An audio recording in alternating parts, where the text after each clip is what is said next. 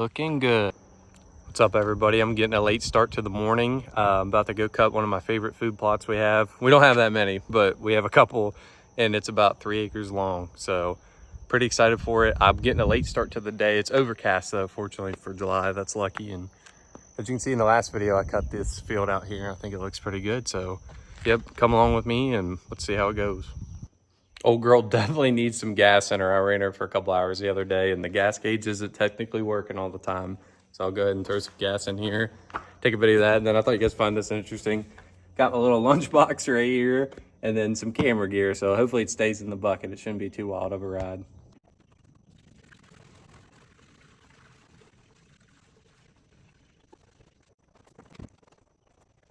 All right, the old girl took darn near every bit of 5 gallons. So it's always super awkward filling that.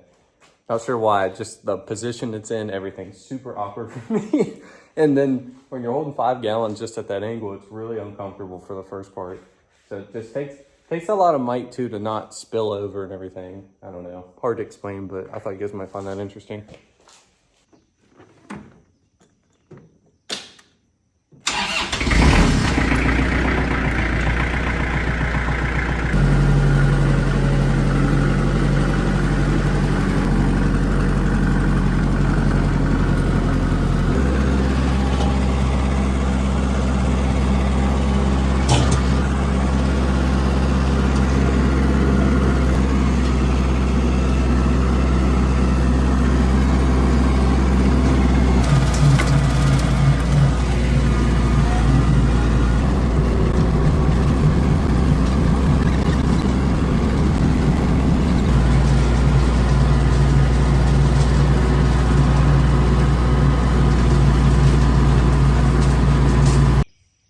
Here's another shot of what we're working with, guys. I got the tractor pulled over right there, but pretty long and wide. I don't know if the camera's gonna do it justice, but this one's gonna take a little bit to do. And then over here behind us, got my little setup, got my lunchbox, and then the camera. Don't have a tripod yet. Making it work and time to get active. Also got my energy drink of the day. Got a Celsius. This shit's probably gonna kill me, but tastes pretty good like a slushie.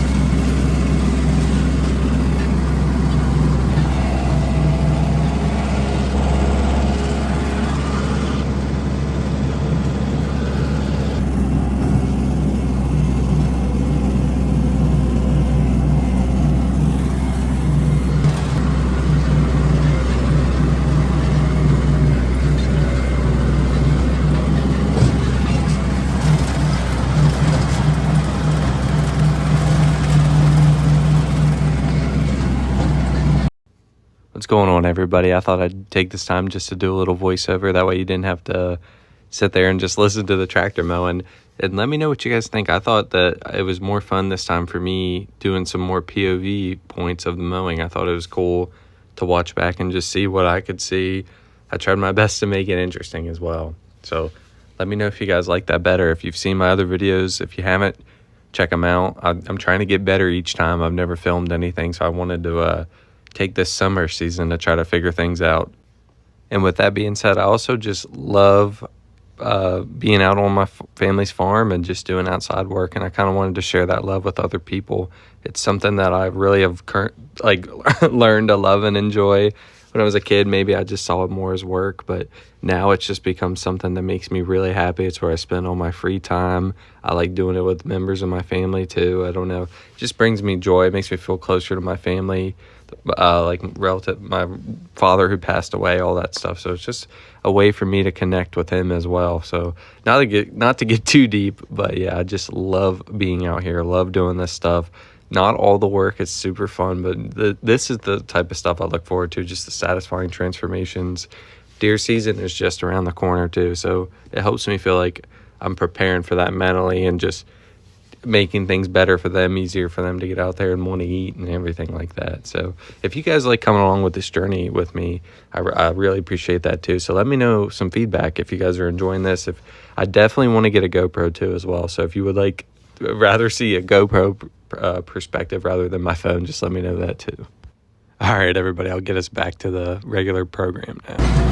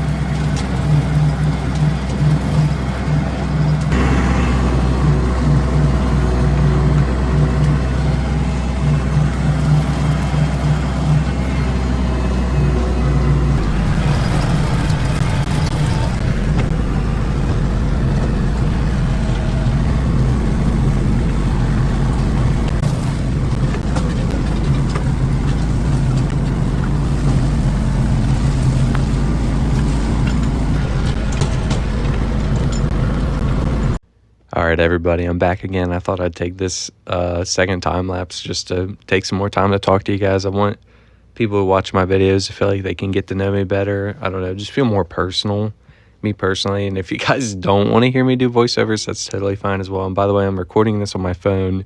I will get a better mic and stuff soon. I just was taking it kind of one step at a time. All this camera and YouTube stuff's pretty expensive. I ended up buying most of my gear off Facebook Marketplace. I might make a video on that if anybody's interested to see what I bought, where I went and got it, and all that fun stuff, how much it costs. And deer hunting stuff's kind of specific too. You need camera arms to go up in the tree and all that fun stuff. But yeah, and I also wanted to give you guys a little bit of history. On the last mowing video I did, I kind of talked about that field. So I figured I'd talk about this food plot. It's a little bit different than the last one. So this food plot wasn't here when my family bought this property. It was just straight woods, raw woods, as I guess you'd call it. I don't know, maybe raw woods. But yeah, they ended up paying an excavating crew, I think is what happened. I remember it as a kid, but not really at the same time. Because when you're a kid, you're more focused on, it's summer. Can I go get ice cream? Can I play video games? Can I do this, that, and the third? But looking back, I still do remember some of it. And I wish I would have paid more attention because I find it really interesting now that I'm older. But these trees that they kept were oaks. I think every single one of them's an oak. Don't quote me on that. And this food plot's just super sentimental to me as well. If you go and watch my trophy tour, it was one of the first videos I ever did, so give me some grace on that, even though it was just filmed like a week ago. I killed my first buck of size here too, so super sentimental there. And I just have a lot of good memories up here and just seeing wildlife. It's not always just killing stuff and harvesting game. It's like just time I've spent up here working with my family, putting up tree stands, whatever it may be. I just have a lot of great memories. So every time I'm up here, it just helps me remember them and relive them a little bit. I always try to stay grounded when I'm out in the woods and stay grateful for everything and remember how lucky I am. All right, guys, I'll try to get back on track. I'm sorry, but we ended up getting this food plot made, obviously, and we started planting winter wheat and clover. So it's called Ladino clover. I'll touch on that. I think I filmed a clip after this. I'll throw it in there. And winter wheat, and I don't know. It's just super fun seeing that stuff too. Just seeing transformations. That's why I wanted to start filming it. But yeah, we don't plant it every year either. I always thought that was interesting. When I started learning more about farming, it kind of seems you don't have to do a food plot every year. I know some do. Maybe it does do better depending on what terrain you're in, what state, the soil, and all that stuff. But yeah, we do ours every 2 to 3 years. It kind of depends on the rainfall. So last year we were in a drought and it was pretty rough. The field was looking so bad. It was so dry. And I just felt stressed. We were going around and checking all the creeks and they were bone dry. I know animals know where to find their water and stuff. And man, that was like stressful for me to even see that. I'm like, I don't know what I would do if I was a deer. And it was stupid hot last year. I think as I get older too, it's something I've been learning more and more is like animals are just so tough. Like wild animals, they always say they don't feel sorry for themselves. They just do and deal with whatever they have to. Just some of the heat, like working outside for an 8-hour day, you're like, man, that is so rough. I'm ready to go inside, decompress, get water, and animals just deal with it. I know they know how to find shade and shelter and cover, whatever they need, but it is crazy to me that they are just so resilient and tough that they deal with the circumstances that are dealt to them. Super impressive. Kind of getting back to touching on the actual mowing, this part of the food plot's a lot harder. You can see me backing up and forward and back and all that stuff. It's all those stumps up there. So we've had some of the trees, obviously, you try to keep all the trees you can that are native to the area and good for wildlife and habitat. But yeah, they can still die on their own. So we have a lot of stumps, but I'd say it's probably a bitch to remove those stumps. So we ended up just keeping them in there. So it doesn't bother you any other time than when you're mowing. Yeah, when you're dealing with them when you're mowing, it feels like you're doing 30-point turns, parallel parking like you're in driving school or something. I also touched on it on the last video, but we always wait till this late in the year to try to give the deer their best chance they can to have their fawns, have them bed down and stuff in there, as well as the turkey having their poults. So I just wanted to touch on that on this video as well.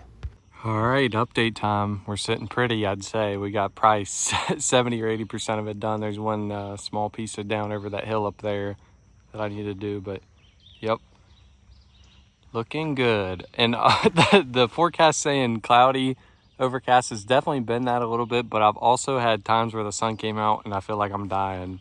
So, but yep, super happy, super satisfying, man. This is just exciting stuff to me, so I'm pretty happy with the way it's looking. I also just wanted to touch on why I cut this at the height I did. We always cut it just low enough to where we can leave all this, the clover or whatever, whatnot, so the deer can eat all that. And we just cut the high stuff. And this is the same as the other food plot. We planted winter wheat and Ladino clover. So we do all our food plots the same. So I thought you guys might find that interesting as well. Here's a quick view from up here too. So I think it kind of puts it into perspective. That food plot is pretty darn long. And yeah, and honestly, it's a bitch to mow around these little stumps. So that took a while. I don't know if you'll be able to pick that up in the time lapse or not, but it took a little bit to maneuver around them. And yep, here's what we got left, what we're working with. And it is calling for rain at 2, so hopefully I beat that out, but I wouldn't mind a little bit of drizzle on me, I guess. So.